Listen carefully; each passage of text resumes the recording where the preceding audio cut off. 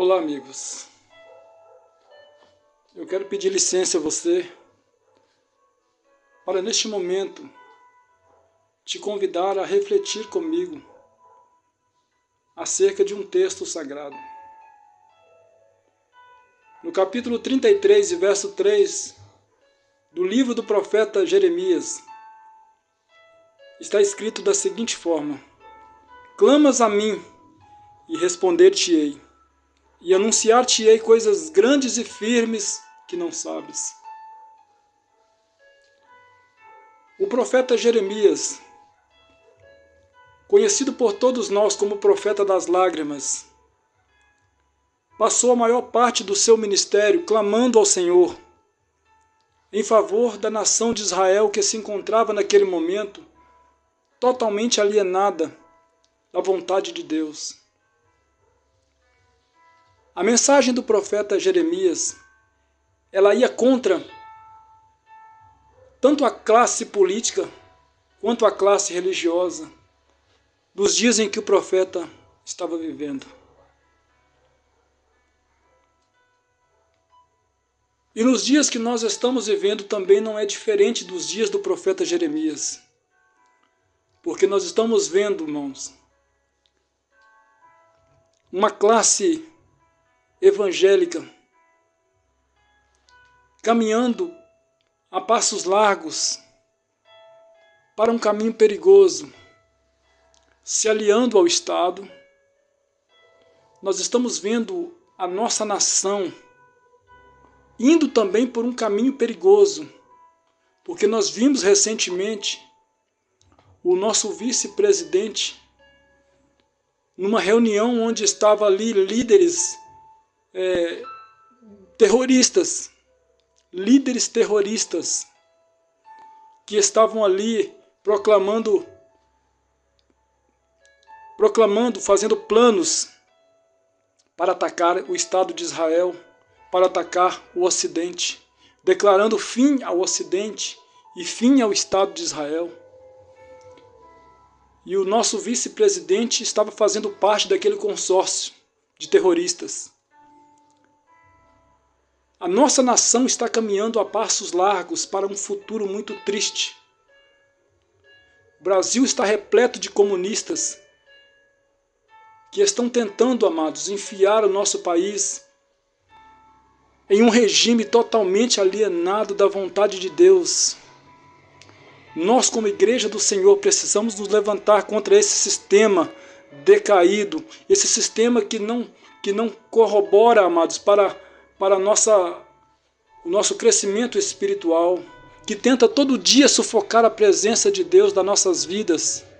Nós precisamos clamar ao Senhor, assim como o profeta Jeremias, que ficava na porta do templo clamando a Deus, sendo achincalhado, sendo escorraçado ali, até mesmo agredido fisicamente, por homens que estavam caídos da graça de Deus. Louvado seja o santo nome do Senhor. Ó, meu querido, clamas a mim e responder-te-ei.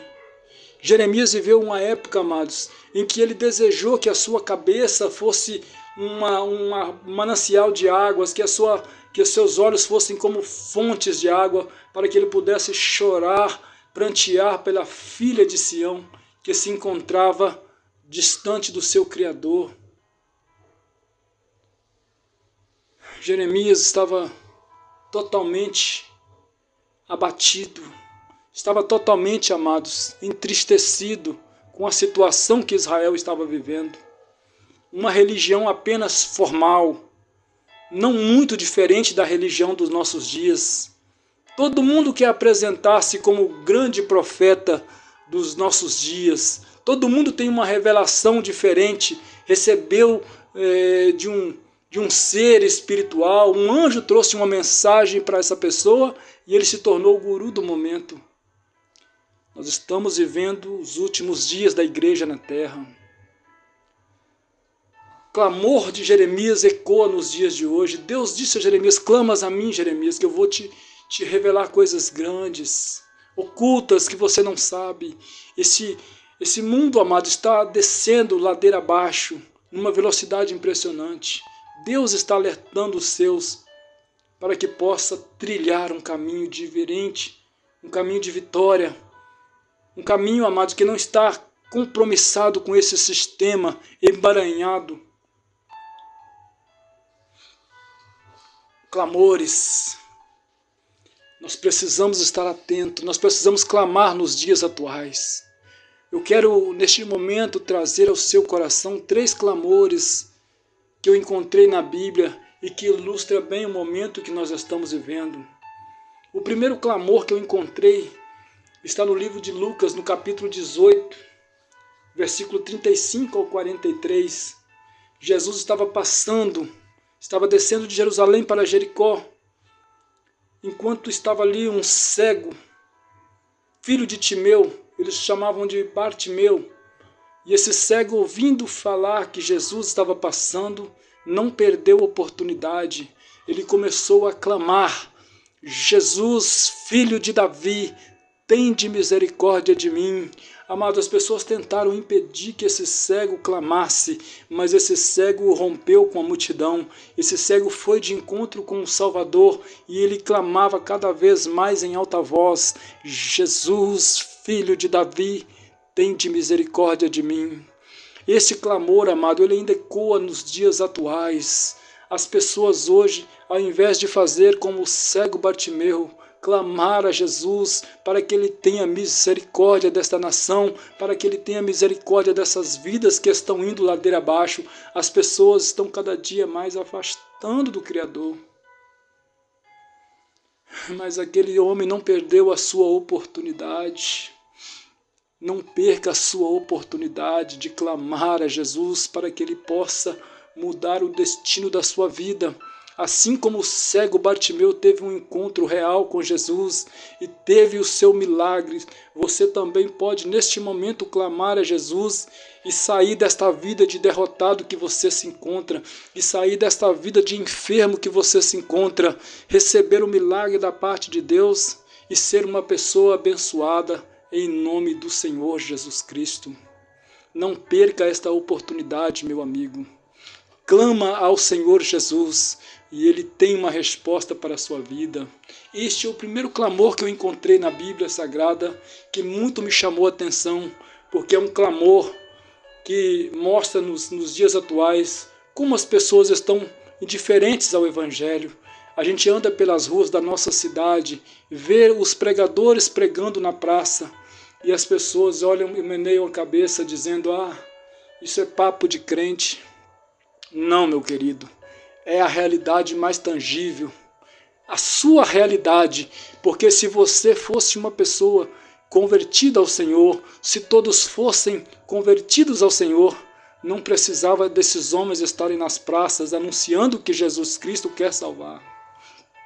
Mas enquanto você ainda estiver alheio à vontade de Deus, nós precisamos estar nas praças falando do amor de Jesus para você e para todos aqueles que passam pelo caminho.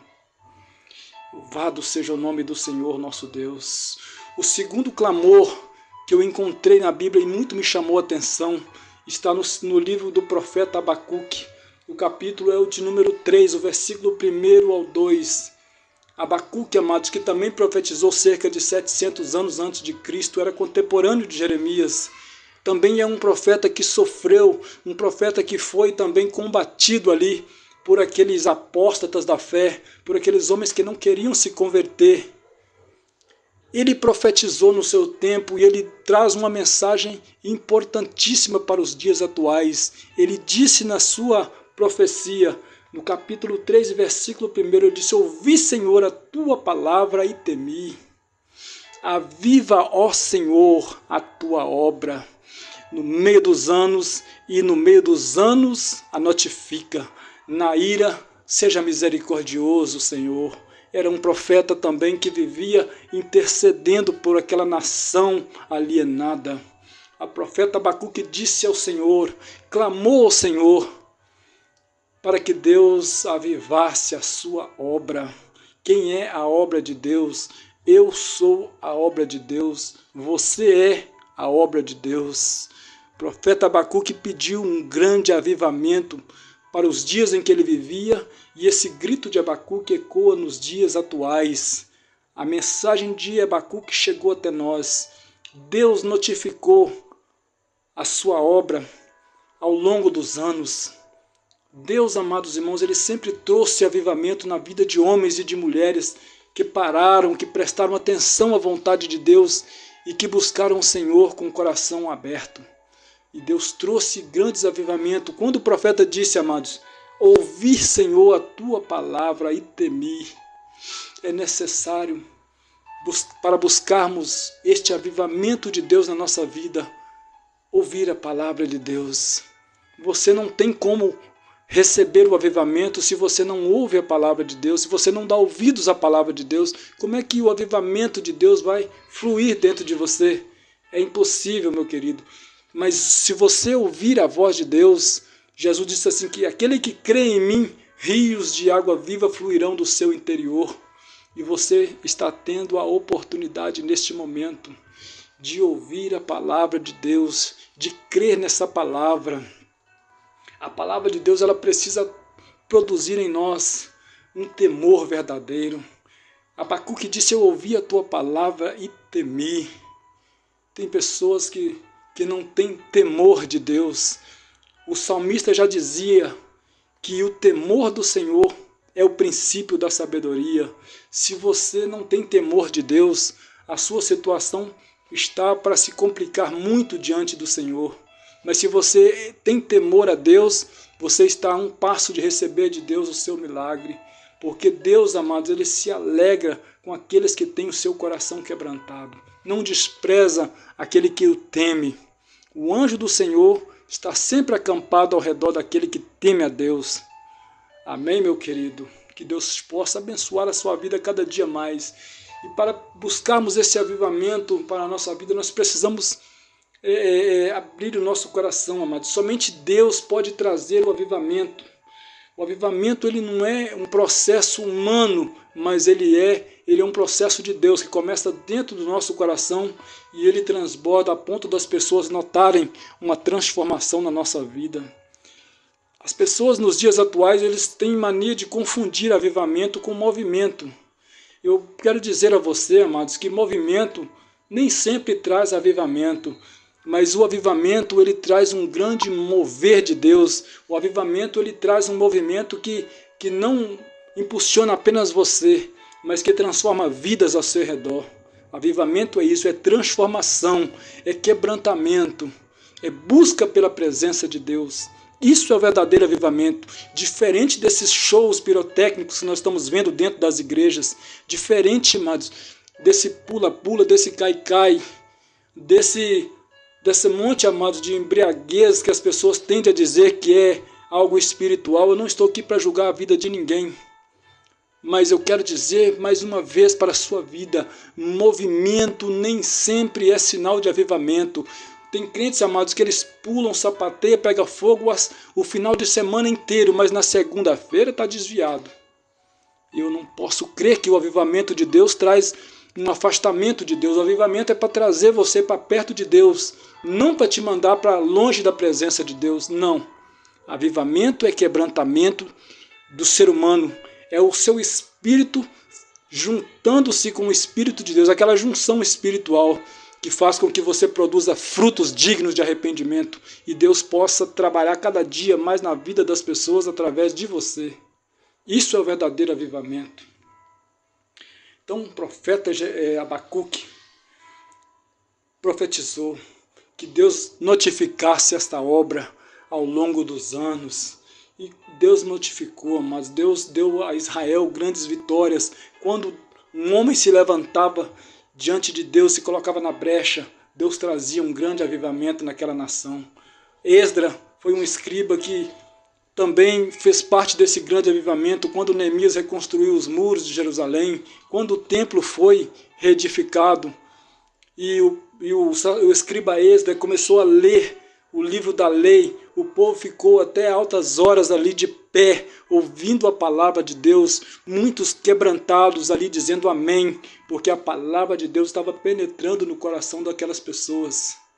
Um grande avivamento houve-se naquele lugar, mas o povo estava com seu coração aberto para receber. Isso é muito maravilhoso, amados. Esse foi o segundo avivamento, o segundo clamor que eu vi na Bíblia, o clamor do profeta Abacuque em favor da nação que estava afastada de Deus. O terceiro clamor que eu vi e me chamou a atenção, ele está registrado lá no livro do Cantares de Salomão. O capítulo é o de número 8 e o versículo é o de número 14. Salomão disse: vem depressa, amado meu, e faze-te semelhante ao gamo, ao filho da gazela. Vem depressa, amado meu. Esse clamor, irmãos, ele retrata muito bem a situação real daqueles que esperam ansiosamente pela volta de Jesus. É um clamor pelo noivo que está às portas para vir, e é um anseio da noiva que clama ardentemente: vem depressa, amado meu. Essa terra, amados, não está muito boa para aqueles que têm um compromisso real com a palavra de Deus, porque nós vivemos numa terra chamada lama, nós vivemos numa terra chamada chiqueiro, e essa terra, amados, só está boa para aqueles homens que não têm compromisso com Deus e com a sua palavra. Essa terra só está boa para aquela igreja que está divorciada do verdadeiro ensino genuíno da palavra de Deus. Essa igreja só está boa, amados, para aquelas pessoas que esperam em Cristo somente nessa vida, mas para eu e você que está esperando o tocar da trombeta, com Cristo chamando o meu nome, o seu nome nas mansões celestiais, essa terra não está nada boa. Amados, está uma tristeza só. Os homens não estão mais querendo ser homens, as mulheres não querem mais ser mulheres, o mundo virou de ponta cabeça, as pessoas não querem mais saber de princípios morais, essa terra se transformou numa verdadeira lama.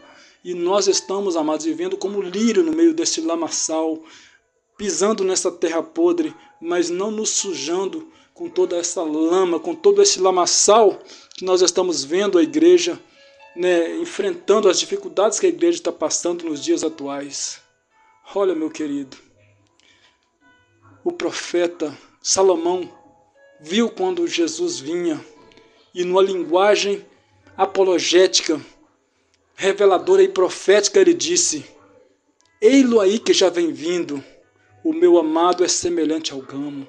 E ele está vindo ali, pulando sobre os montes, saltando sobre os outeiros. Salomão viu a volta de Jesus, a volta que eu e você ansiamos. Esperamos que ele volte o mais rápido possível, para enxugar as nossas lágrimas, para apagar, amados, nosso passado de dores, de sofrimento. Nós esperamos que o nosso Redentor se levante sobre a terra e nos dê vitória. Que Deus abençoe a sua vida, em nome de Jesus Cristo.